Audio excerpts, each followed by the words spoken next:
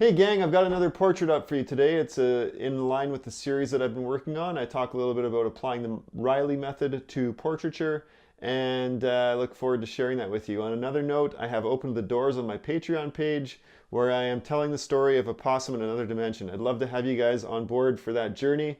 If you'd like to check it out, please go to patreon.com/Corey Lansdell, and I look forward to seeing your feedback on this video. Thanks so much, you guys. If you really like my videos and you really want to continue to see everything I post, make sure you click the bell icon in the top corner of the YouTube page so that you can always be up to date with what I'm sharing. Thanks very much.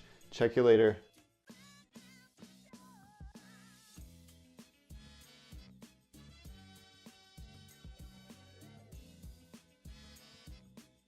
Welcome back to my channel, you guys. I've got another video here drawing a portrait, and I'd like to just point out the beginning part here where I'm building the structure of the face and primarily using the Reilly method, trying to apply aspects of the Reilly method to drawing a portrait from a photograph. And you can tell right away that though I've got the approach correct in terms of the rhythm lines and the structure and the things that I'm doing with the Reilly method, the structure is not quite right. So the great thing about digital is it's easy to manipulate and change aspects of your drawing.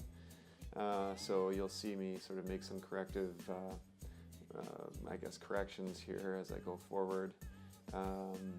This is a pretty quick rendering, so you can see I flipped the canvas there, which just helps me sort of evaluate, whether I've drawn is accurate or not. Is a great practice and a great tool to use if you're doing digital work, just to flip the canvas back and forth. If you're not doing digital, you could do the same thing using a mirror. It has a great way of revealing wonkiness in your work. It's very effective for that. So after I've got the underdrawing finished, I set it back to another layer and then set it to just a light transparency, and then I draw over top of that and start to do some refining and some correcting as I do so. These portraits have been really great for me in that they're pushing me to apply things that I've learned and also find an economy of line and an economy of information, which is one of the things that I love about Phil Noto's work and is why I've been riffing off of his work in these processes. I love the economy with which he works. He does a very good job of creating images that feel very robust and full, but they don't pack a whole schwack load of information in them. It's very economical. And the thing with these videos, or with these portraits, is that they're taking me anywhere between an hour and a half to 3 hours to complete. And I'm happy with where I'm getting to the ground that I'm covering in that amount of time. And I feel like I'm starting to understand aspects of how to achieve something that I'm happy with in that amount of time. You can see that I have been playing around on this one too. I play around with a little bit of extra design on her costuming, which I'm just kind of inventing as I go. But I end up sort of nixing that and getting rid of it because I just felt like it was too much visual information and a little bit distracting to the piece as a whole.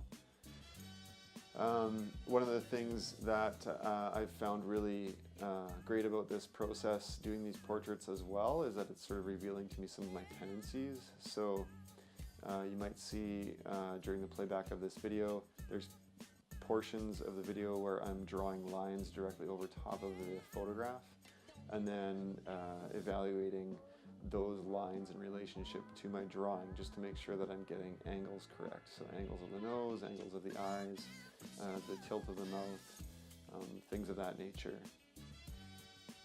When you're working on a portrait, it's important to do things like that, especially if you're trying to capture a likeness.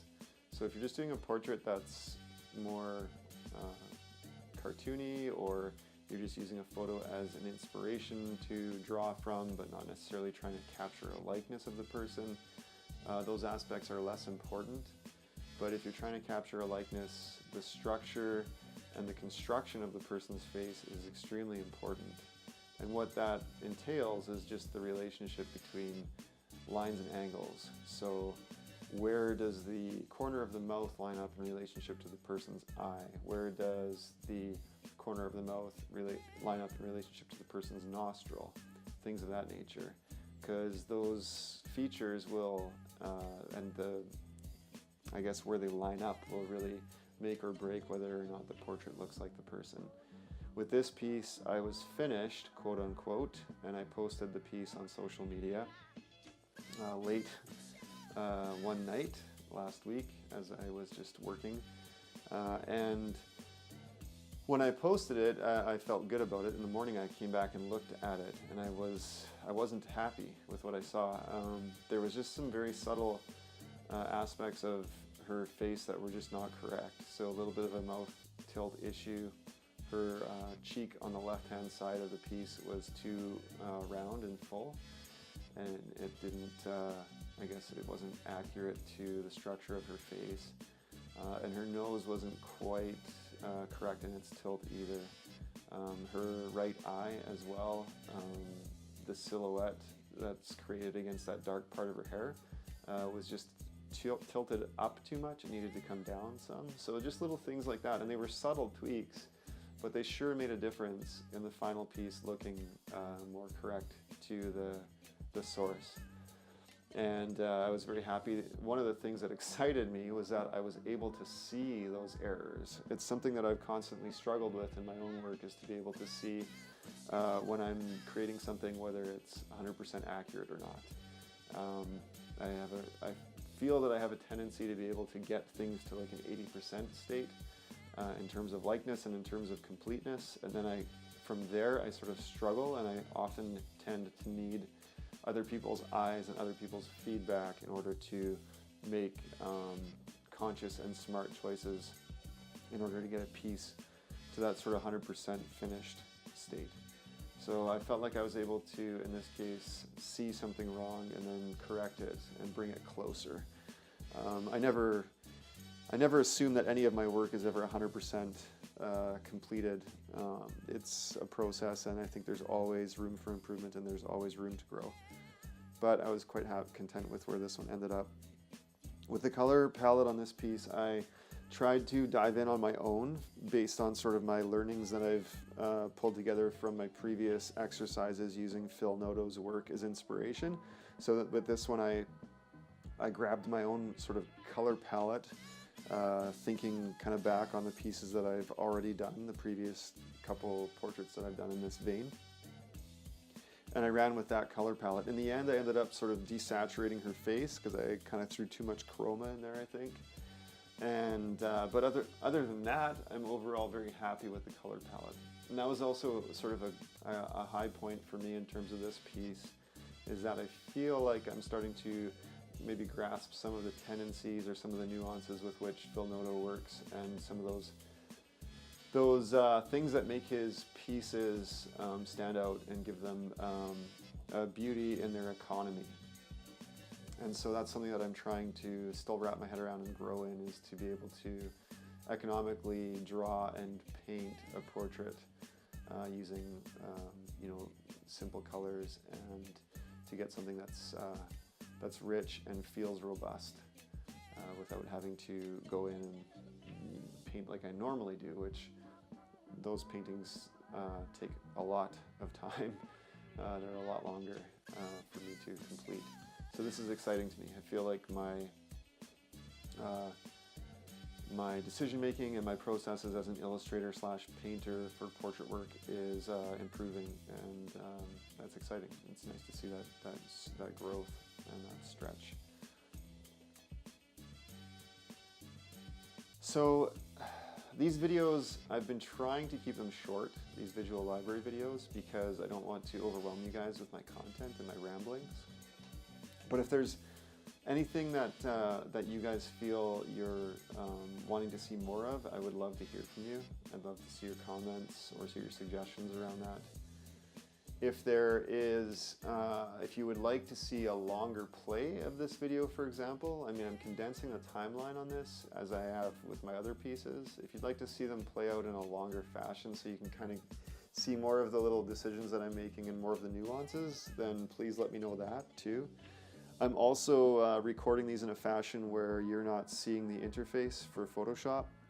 And I just did that just to try and eliminate some of the zooming in and out, so you're not suffering from any kind of crazy vertigo or something while I'm jumping in and out of the illustration while I'm working.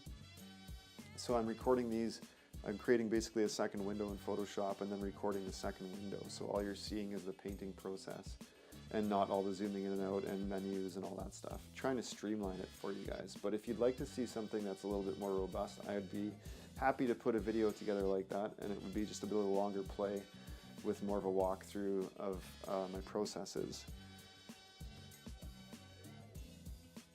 In other notes, I opened my Patreon page last week, which I've got 5 patrons, which is super exciting.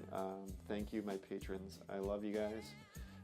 The Patreon page is dedicated to the writing of a story called Possum Awesome and the Tome of Tomorrows, and I'm working on that currently. I'm in the editing stage of the first chapter. Which is very exciting to me. I'm really excited to be sharing that journey with a few people. If you guys are interested, please check the link in my description of this video and share it with as many people as you want. I would really, really appreciate that. It's been quite the journey with that character, and I'm really looking forward to growing the story and moving forward with it. It's essentially an all ages story, but probably ideally targeted at 7 to 12-year-olds. It's Possum Awesome is a possum in another dimension, and it's a bit of an epic, crazy tale. So it's a little bit out there. Other than that, I will be bringing you more videos like this. I've got a couple in the works. One centered around Christmas because we're in that season. The other one is specifically about Wonder Woman and features Gal Gadot. And both of those I'm going to try and integrate some typography into them, just bringing a little bit of a deeper layering of information and messaging as I try to push my artistic aspect of these pieces. So if you guys have stuck it out to the end of this video, I really appreciate it. I'm so grateful for your involvement in my channel. I had feedback on this piece specifically from someone on Instagram who said that when they saw this piece and all the pieces that I've been doing lately, that it inspired them to pick up their pen and do their own work. And that to me is extremely exciting. That's one of the main driving forces behind me doing these videos. My visual library series and my Failing Towards Success series is to encourage other illustrators to pick up their brush and to do their work and to work on their craft. So that's super exciting to me that I've had that feedback from one person. If you guys feel the same way, I'd love to hear from you. It lights a fire under my own butt, and it gives me encouragement to know that what I'm doing is of great value here, of value to somebody. And I really, really believe that creative people are very important, that what you do impacts the culture and the society around you, and that has infinite worth beyond what you could ever know. And you need to pursue your work, and you need to work on your craft so that you can be doing that in your own circles. There you go, guys. I'm off my soapbox. Until next time, be good to each other.